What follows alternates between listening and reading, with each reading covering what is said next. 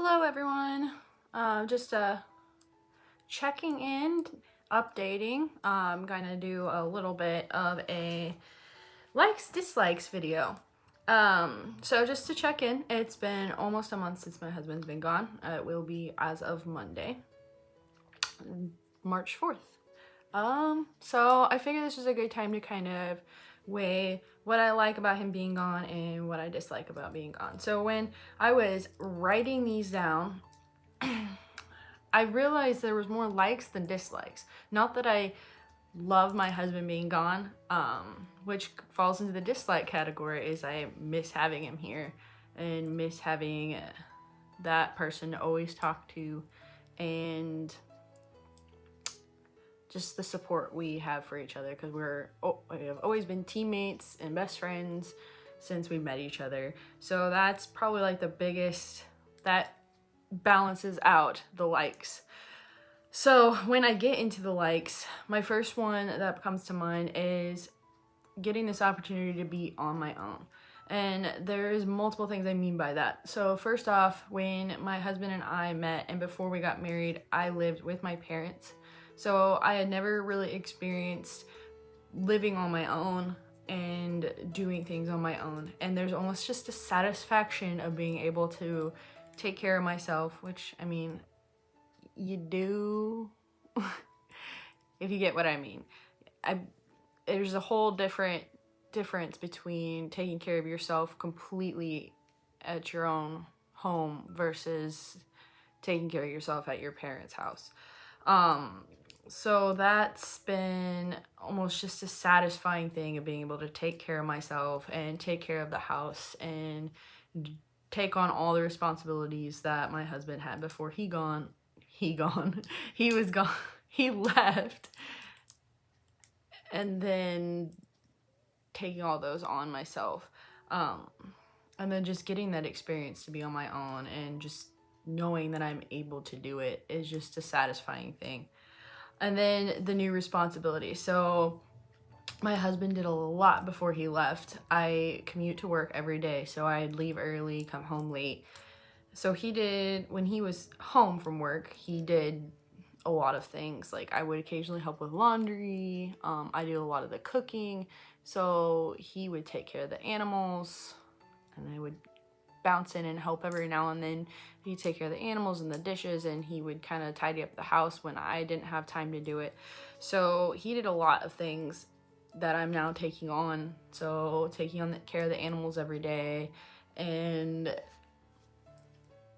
things like that. So knowing what he did and having a new appreciation for what he was doing while I was gone, I had no idea he was doing so much. So now I'm kind of got a new viewpoint of like, oh, I need to help out more. And yeah.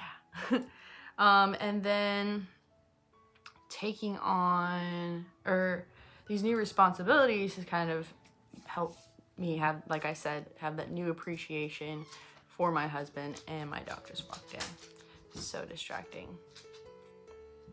Sit. Thank you. No. Jumping up on the bed. Okay, so I have a new appreciation for what he's done for me, but I've also had a new appreciation of our relationship and who he is in my life. And we've been married for over a year and a half now. So we had been together almost every day since we met, give and take. So just a new appreciation to who he is in my life and what he means to me.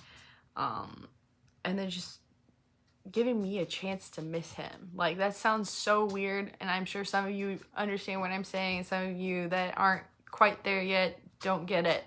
But just having the opportunity to miss him. So they always say absence makes the heart grow fonder. So it's giving me time to reflect and kind of think about our relationship and wanting him to be with me every day. And it's really hard to explain, but it just a new appreciation of our relationship, and it's making it stronger in a way, even though he's not here.